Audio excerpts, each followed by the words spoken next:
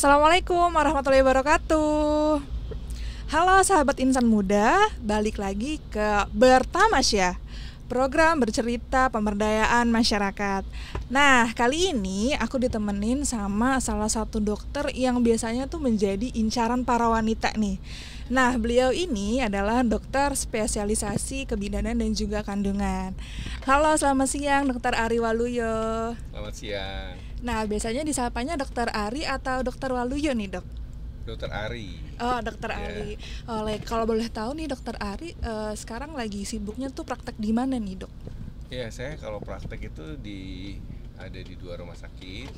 Di Rumah Sakit Mayapada Lebak Bulus sama Rumah Sakit Puri Cinere. Wah, Masya Gitu. Allah, ada 2 ya, Dok ya? Ada 2. Nah, kalau boleh tahu nih dokter udah berapa lama ya, Dok, jadi dokter spesialisasi kebidanan dan juga kandungan? Baik, jadi saya itu kalau dokter umumnya lulus tahun 95. Kalau dokter spesialisnya saya lulus tahun 2004. Berarti Lumayan ya. udah cukup lumayan lama ya, Dok ya. Nah, oke, sahabat insan muda, kali ini kita akan mengulik seputar kesehatan sebelum menikah. Nah, kan biasanya nih, Dok ya, para calon pengantin itu kan udah sibuk nih mempersiapkan terkait pernikahan mau di mana dan sebagainya, dan biasanya juga suka lupa atau nggak aware gitu ya untuk memeriksakan kesehatan khususnya di bagian reproduksinya gitu ya, Dok ya. Nah, sebetulnya seberapa penting sih, Dok, untuk memeriksakan kesehatan khususnya untuk para calon pengantin yang mau menikah, Dok? Oh, itu sebenarnya penting banget ya. Jadi sebenarnya kita salah satu tujuan orang menikah itu adalah mendapatkan keturunan. Betul banget. Ya, nah keturunan yang baik itu ya nggak gitu aja bisa kita dapat, harus kita persiapkan dengan baik. Nah, salah satunya adalah dengan pemeriksaan, dengan persiapan sebelum nikah. Emang belum menjadi satu hal yang umum ya di Indonesia itu bahwa pemeriksaan kesehatan sebelum hamil gitu ya, atau kita sering bilang dengan premarital counseling ya, premarital counseling gitu ya, itu belum satu hal yang lazim gitu, karena emang itu tadi yang kamu bilang lebih disibukkan pada persiapan yang sifatnya berhubungan dengan budaya ya. Iya. Nah, jadi mungkin ini dengan acara ini juga bisa ada, kita bisa memberikan informasi dan membuka gitu ya satu perspektif baru supaya terutama ya para calon pengantin itu bisa memahamin gitu bagaimana pentingnya sebenarnya pemeriksaan dan persiapan ya sebelum menikah. Kalau boleh tahu nih, Dok, kira-kira tuh tahapan kesehatannya tuh apa aja ya? Nah, mungkin sahabat insan muda entah karena dia nggak aware ataupun mungkin dia malu, Dok, kan karena itu kan berhubungan dengan area sensitif ya. Karena aku pribadi juga sebenarnya mau, cuman tuh malu, Dok, kira-kira nanti diapain aja ya. Nah, kira-kira boleh gak sih, Dok, sharing tahapannya tuh apa aja tesnya? Ya, nah jadi sebenarnya gini nih yang kita mesti tahu dulu kenapa itu jadi penting gitu ya. Ini sebagai gambaran misalnya bahwa tingkat perempuan usia gitu ya, usia reproduksi itu yang misalnya dia menderita anemia, kurang darah ya, itu angkanya ya? 50% lebih. Ya, 50%, 49, berapa gitu, saya kurang lupa tepatnya, tapi cukup besar angkanya. Nah, itu kalau dia hamil itu sangat mempengaruhi kualitas dari bayinya maupun pada ibunya. Jadi bisa mempengaruhi, misalnya orang yang menderita anemia itu cenderung bayinya kecil, dia meningkatkan risiko dia untuk mengalami perdarahan. Jadi output dan outcome-nya dari kehamilannya dia tuh jadi kurang baik sebetulnya. Nah, itu aja gambaran ya bagaimana sebenarnya pentingnya. Nah, otomatis sebetulnya pada saat misalnya kalau kita itu mau melakukan satu pemeriksaan sebelum menikah, yang pasti kita akan melakukan pemeriksaan. Kita sering nanya seperti apa sih, paling nggak tuh kita melakukan pemeriksaan, ada pemeriksaan yang sifatnya umum, jadi kesehatan umum ya. Kesehatan umum, karena kesehatan umum bagaimanapun juga akan bisa mempengaruhi kesehatan reproduksinya dia. Nah, yang berikutnya baru kita masuk dalam kesehatan reproduksi. Dan satu hal juga sebenarnya yang harus dipahamin bahwa pemeriksaan ini tidak hanya buat perempuan. Oh, laki-laki juga berarti ya, Dok ya? Dong, kan manusia kan nggak bisa hamil sendiri kan. Iya harus sih, ada harus ada yang membuahi gitu ya, misalnya begitu kan, suaminya gitu. Dalam konteks ini kan begitu. Jadi harus dua-duanya. Itu ada tes apa aja tuh, Dok? Nah, biasanya kita ngelihat tuh selain tadi ya, misalnya kesehatan umumnya, kita ngelihat misalnya ada nggak infeksi. Ya, kita ngelihat ada infeksi. Terus nanti kita melakukan pemeriksaan, misalnya kita lihat bagaimana sebetulnya secara hormon dia baik apa enggak. Itu bisa dengan pemeriksaan fisik maupun dengan pemeriksaan laboratorium. Karena itu akan sangat mempengaruhi misalnya bagaimana dia kesuburannya dia, kan gitu. Terus kita bisa lakukan pemeriksaan lain, misalnya USG, untuk melihat bagaimana misalnya apakah ada kista, ada miom di peranakannya, gitu kan.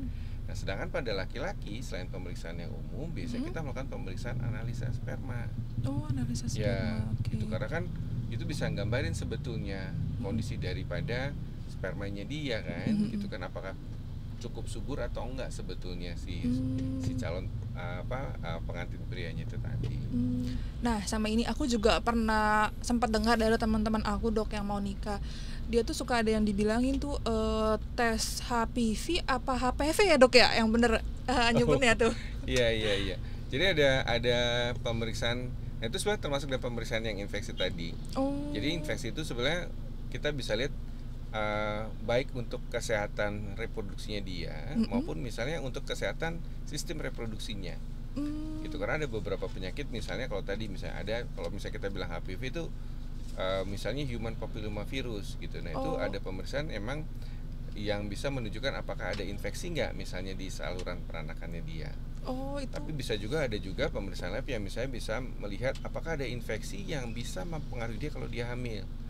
Misalnya ada infeksi tokso, rubella gitu ya. Nah, itu kalau emang itu ada misalnya pada si ibunya, itu bisa menyebabkan kerusakan pada janinnya.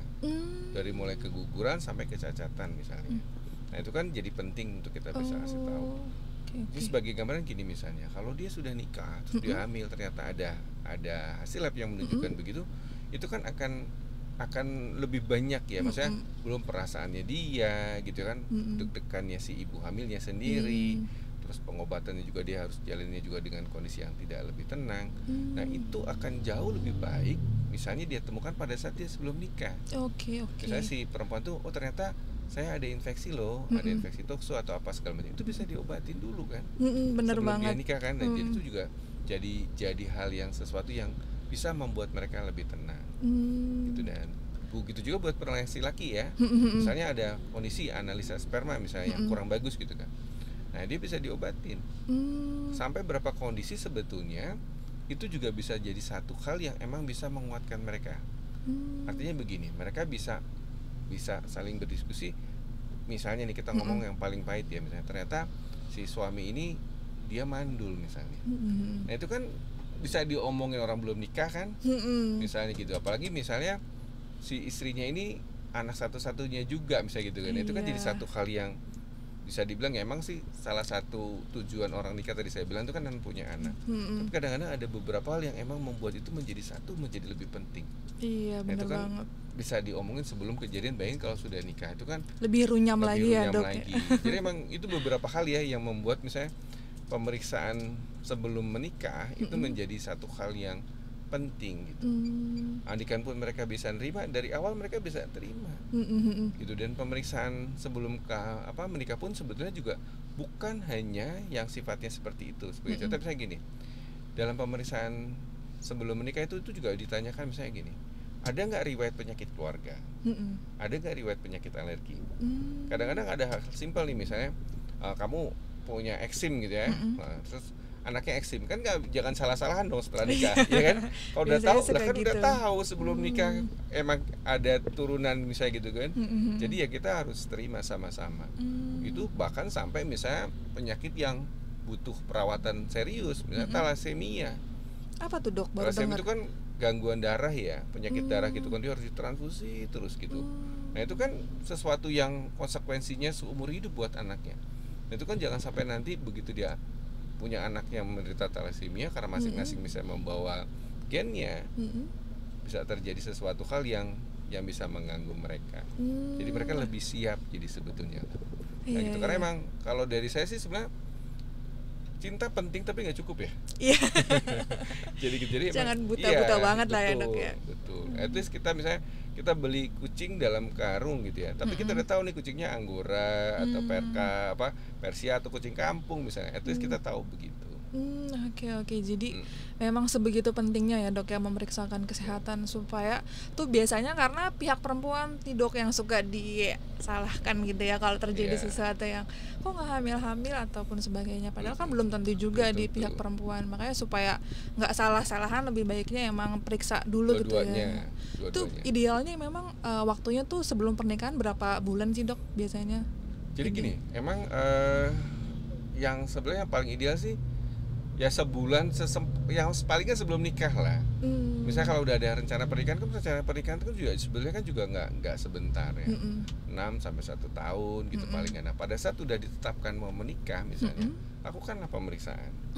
Kan begitu. Jadi dia udah mulai masuk tahap lagi kan, tapi kan tetap belum sampai ke KUA ya misalkan begitu kan. Nah, karena kenapa saya bilang makin cepat dia periksa begitu penentuan pernikahan itu ditetapkan, kalau ada sesuatu makin bisa diperbaiki dan makin bisa disiapkan kan Iya gitu benar ya kan. sebelum terlanjur Iya, lebih dalam ya iya dok ya. betul. Walaupun kadang-kadang ada beberapa yang emang bisa kita siasati ya, misalnya oh ternyata si ibunya punya infeksi misalnya gitu ya. Infeksi tokso misalnya atau rubella misalnya gitu kan. Ya bisa aja begitu dia nikah, oke ya, jangan hamil dulu. At least dia juga udah tahu kan, jangan hamil dulu ya supaya nanti dia diobatin dulu supaya kalau hamil kamu resiko keguguran, bayinya cacatnya juga lebih kecil. Kan jadi ada hal seperti itunya juga. Tuh, ya. Tapi jangan jadi gara-gara mesti pemeriksaan sebelum nikah jadi nggak jadi nikah ya. Nah itu juga nih mungkin yang dikhawatirkan sama sahabat insan muda nih dok, kayak aduh nanti kalau periksa terjadi sesuatu hal nanti bakal tetap nikah apa jadi batal ya, jadi kayak mendingan udah deh gak usah nanti dulu aja, malah jadi kayak gitu tuh dok. Tapi kalau saya bilang sih dibandingin nanti kalau udah nikah terus baru malah cerai segala macam kan iya itu kan jadi jauh lebih ini ya, karena kan udah ada 2 keluarga atau apa segala macam dibandingin emang sebelumnya udah diketahuin ya. Kalau saya lebih seneng mencegah antisipatif ya, antisipasi. Betul. Nah kalau yang sering mungkin dokter temui dok, biasanya tuh penyakit yang sering muncul gitu loh dok, dari perempuan ataupun laki-laki yang paling sering tuh apa tuh dok biasanya? Macam-macam ya. Jadi misalnya ada infeksi ya misalnya gitu kan, atau misalnya kondisi analisa spermanya tidak terlalu baik dari pihak suaminya, calon pengantin prianya gitu ya. Gitu, dan itu bisa diobatin kok. Jadi jangan takut-takut banget gitu ya. Gitu tuh. Iya, Tenang sahabat insan muda. Semua ada masalah waktu pasti ada jalannya gitu ya dok. Betul, sepanjang ada waktunya kan, asal nggak mepet Oke. apa segala macam kan gitu. Dan lebih tenang gitu maksudnya dalam mempersiapkan dan memperbaiki kondisi yang emang misalnya kurang baik tadi. Jadi emang macam-macam banget ya dok ya. Macam-macam. Aku juga pernah baca nih dok, kalau misalkan tuh kanker serviks tuh masih penyakit yang paling tinggi ya dok ya di Indonesia. Itu penyebab utamanya apa sih dok? Nah jadi kalau kanker serviks itu sebetulnya adalah satu kondisi sekarang ini dianggap tuh penyebabnya adalah infeksi dari human papilloma virus tadi. Nah itu penularannya sebagian besar karena hubungan seksual. Gitu. Jadi emang yang paling penting adalah satu, hindari hubungan seksual yang tidak bertanggung jawab. Jadi hanya kepada pasangan yang sah. Kan gitu. Terus kedua, sebetulnya juga ada satu hal yang penting adalah bahwa hubungan seksual itu dilakukan pada usia jangan yang terlalu muda. Jangan. Ya. Berapa tuh dok idealnya tuh?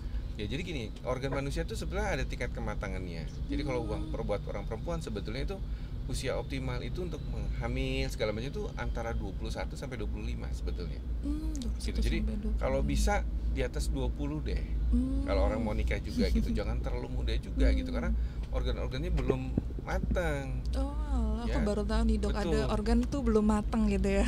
Ya terutama organ reproduksi ya. Jadi organ reproduksi kan sebenarnya kan dia ada kematangannya juga. Nah termasuk si serviks ini. Jadi kalau serviks itu misalnya dia mengalami trauma, jadi hubungan seksual itu kan ada traumanya juga. Pada saat dia belum siap benar-benar, itu meningkatkan risiko tadi, meningkatkan risiko infeksi, risiko perubahan sel.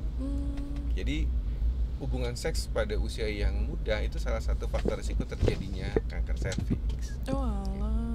Oke. Tapi kalau misalnya nih dok, kan kalau ada juga orang yang memang mau langsungnya tuh hamilnya cepat dok, ada juga yang memang oke, gue mau menikah nih, tapi nanti dulu deh punya anaknya. Ada gak sih dok cara atau tips tuh yang supaya apa ya, hamil tuh nanti dulu gitu, tapi secara natural? Karena aku pernah denger nih dok dari orang tua juga sih, kayak kamu nanti jangan KB dulu kalau habis nikah, nanti peranakannya kering atau nanti susah lagi nih hamilnya. Tuh bener gak sih dok semacam itu?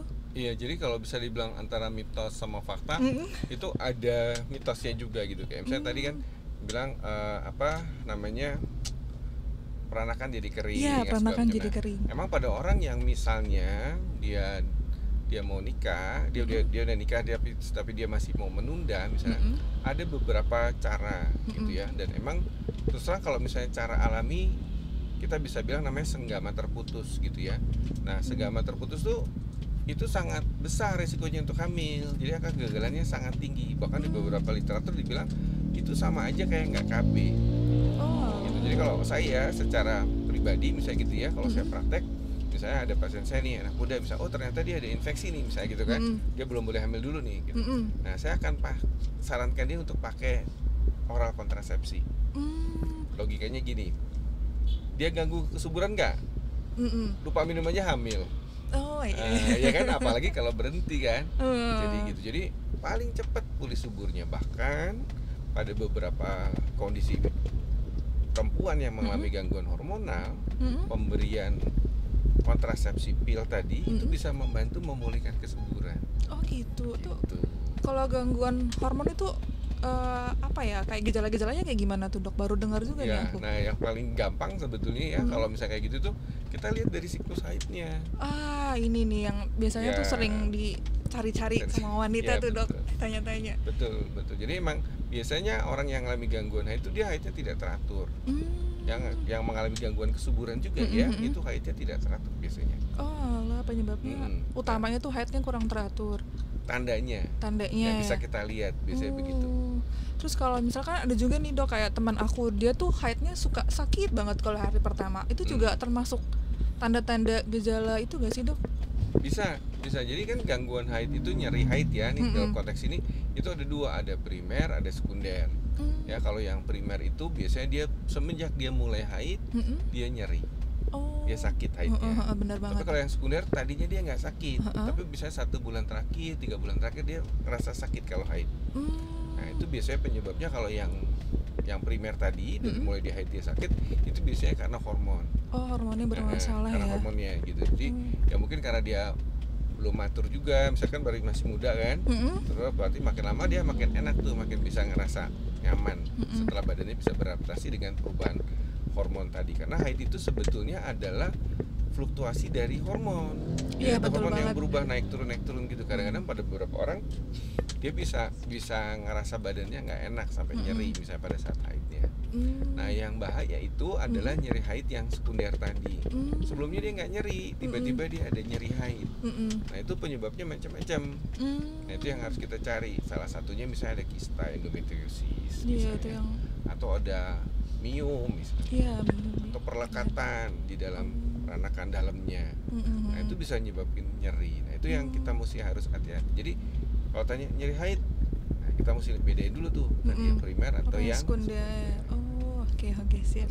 Balik lagi tadi ya dok ya, terkait yang penggunaan KB dan sebagainya. Jadi memang ada positifnya kalau buat yang dia gangguan hormon pakai itu justru malah lebih bagus ya dok ya. Tapi kalau yang tadi dok bisa menyebabkan kering, itu juga bener gak sih dok?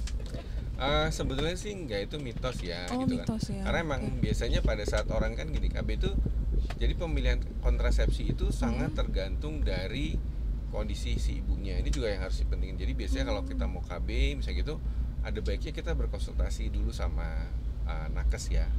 Apakah itu bidan atau dokter ya, atau dokter spesialis. Nah, kita udah punya tuh toolsnya sebetulnya. Jadi untuk penapisan, apakah ibu ini bisa nggak pakai KBA misalnya, berdasarkan dari kondisi badannya. Sebagai contoh misalnya gini, orang yang mempunyai benjolan di payudara misalnya gitu, dia tidak dianjurkan untuk pakai yang hormonal misalnya. Apalagi dia yang mengandung estrogen, karena kan akan bisa mempengaruhi benjolan di payudaranya tadi. Gitu kan. Terus atau misalnya orang nih kalau misalnya haidnya sangat nyeri, misalnya nyeri haid ya.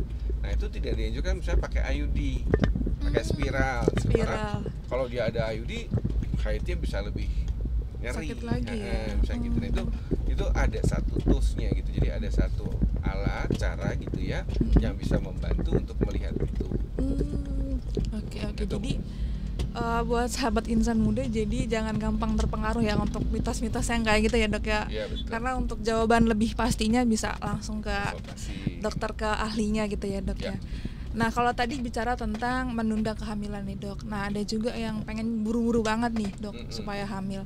Kira-kira tuh ada gak sih dok waktu idealnya setelah dia nikah terus langsung hamil tuh idealnya tuh berapa lama ya dok ya? Soalnya kan tetangga biasanya mulutnya Masya Allah tabarakallah ya dok ya, netizen itu kok belum hamil sih, kan jadi ke pressure, jadi stres, jadi malah nggak hamil dok gara-gara omongan para netizen itu. Ya emang netizen Indonesia katanya itu ya cukup kejam. Iya ya Allah. Ya tapi emang sebenarnya enggak juga ya. Jadi gini, kita tuh nggak akan bisa selesai dengan hal tadi misalnya gitu ya. Misalnya sebelum nikah pasti ditanyain kapan nikah, setelah nikah ditanyain kapan punya anak, setelah punya anak ditanyain kapan nambah, anaknya udah gede kapan mantu, begitu seterusnya dan tidak akan berakhir. Jadi yang paling penting adalah masing-masing sendiri. Jadi pasangannya itu sendiri, mereka gimana rencananya, kan begitu kan? Apakah saya mau hamil, apakah saya mau nunda, itu yang paling penting. Jadi, nah pada kasus sebetulnya kalau kita lihat orang yang melakukan hubungan seksual secara teratur, kita bilang seminggu 2 kali lah. Oh ya, seminggu 2 kali idealnya dok. Misalnya, terus dia tidak memakai KB, misalnya gitu kan? Itu biasanya dalam 6 bulan harusnya itu lebih dari 40% dia hamil. Harusnya begitu. Jadi kalau misalnya dia belum hamil dalam 6 bulan, nah dia udah harus mulai waspada tuh. Karena kalau misalnya dia sampai 1 tahun dengan kondisi tadi, dia nggak KB, dia melakukan hubungan seksual secara teratur, gitu ya. Nah itu dia udah bisa masuk dalam kriteria fertilitas. Apa tuh fertilitas? Fertilitas tuh mandul ya. Bahasa kerennya infertilitas. Gitu. Oke. Jadi seperti itu. Jadi kalau udah setahun nih sahabat, udah langsung harus cek, ada aware buat ngecek 6 bulan ya dok ya. Karena itu kan sebagian besar harusnya orang dalam 6 bulan tuh udah bisa hamil. Kalau dia nggak KB dan dia melakukan hubungan suami istri secara teratur ya, itu harus sudah jadi ininya mereka. Oke 6 bulan sahabat.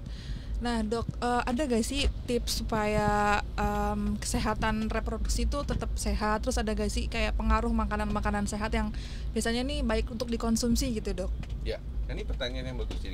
Jadi emang yang paling penting sebenarnya nomor 1 adalah kita harus bertanggung jawab sama organ reproduksi kita, terutama perempuan ya, karena perempuan tuh godaannya banyak. Bener banget terutama dok. Dari laki-laki.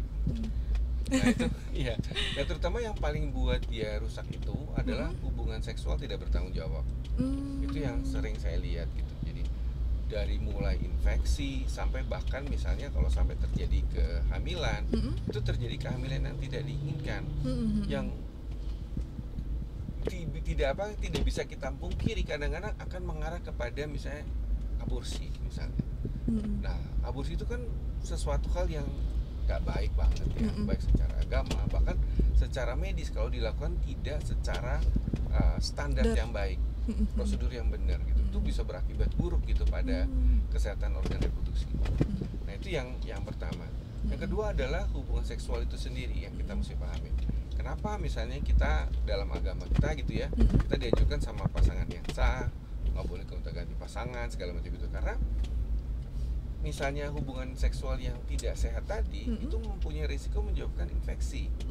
Infeksi kita bilangnya infeksi penyakit penular seksual lah. Iya gampangnya gitu ya dok. Itu pada beberapa jenis penyakit gitu, itu bisa sampai menyebabkan kemandulan, infertilitas. Nah itu kan juga satu hal yang akan mempengaruhi masa depannya dia kan. Ya disitulah sebenarnya pentingnya orang itu untuk bertanggung jawab dengan organ reproduksi. Begitu juga dengan lifestyle misalnya. Misalnya lifestyle kan selain misalnya yang tadi saya bilang ya, dalam hubungan seksual gitu ya, otomatis misalnya rokok, makanan yang sehat itu juga akan membantu. Sebagai contoh misalnya, kita mesti makan yang mengandung zat besi misalnya gitu kan, asam folat gitu. Kalau emang kita menginginkan kalau begitu misalnya kita nikah, badan kita nggak ada lagi tuh defisiensi zat gizi tadi, gitu kan. Jadi kita lebih siap. Nah itu juga jadi satu penting. Kalau misalnya kamu tanya tadi, perlu nggak nih makan makanan yang baik? Perlu, gitu. Kalau emang kita tuh pingin mempersiapkan diri kita gitu untuk hamil segala macam. Jadi saya selalu bilang misalnya sama pasien saya, kalau lagi hamil ya, kamu bayangin deh kamu kayak lagi bangun rumah, gitu kan. Ini kamu sama suami kamu nih, kayak gitu kan. Nah, kalau bangun rumah tuh kan dari pondasi. Setelah pondasi bangun tembok, gitu kan. Itu tuh nggak bisa dimundurin lagi. Kalau kamu mau benerin pondasinya, temboknya harus dihancurin kan, bisa dibilang kan. Itu kan nggak mungkin. Iya, bener banget. Jadi nggak bisa diulang. Jadi bangunlah misalnya pondasi itu sebaik mungkin. Kamu mau pakai pasir, pakailah pasir yang paling bagus. Mau pakai cari batu kali, carilah batu kali yang paling bagus. Jadi artinya kalau dia lagi hamil, even dia lagi mual-mual pun, dia harus lawan. Supaya apa? Dia bisa ngasih batu kali atau pasir yang bagus untuk pondasinya. Begitu juga untuk temboknya semua gitu. Jadi bagus tidaknya misalnya rumah tadi atau si anak tadi kualitasnya sangat ditentukan oleh si ibunya dan bapaknya. Konsumsinya makannya apa aja. Iya, jadi saya cuma bilang kalian lo berdua yang bangun, saya cuma jadi mandor, saya bilang gitu.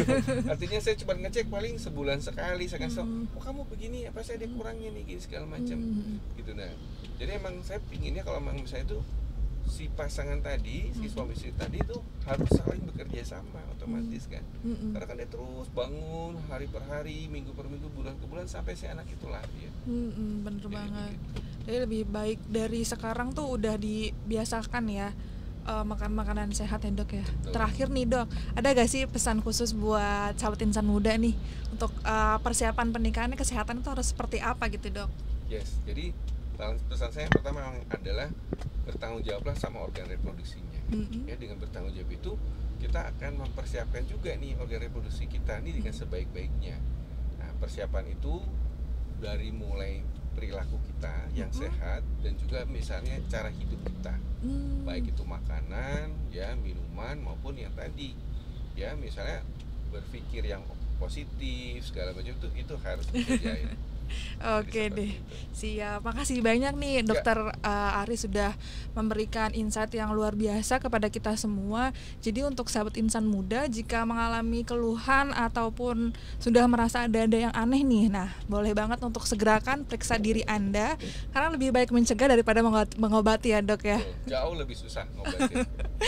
Oke deh, terima kasih banyak Dokter Ari sekali lagi. Dan sahabat insan muda, jangan lupa untuk subscribe dan juga like Dompet Duafa TV, dan juga jangan lupa follow IG-nya Dompet Duafa di Dompet Duafa ORG dan Dompet Duafa TV. Saya Nina, terakhir dari saya, jalan-jalan ke Taman Bunga, perginya bareng keluarga. Sampai jumpa di episode selanjutnya. Assalamualaikum warahmatullahi wabarakatuh. Waalaikumsalam.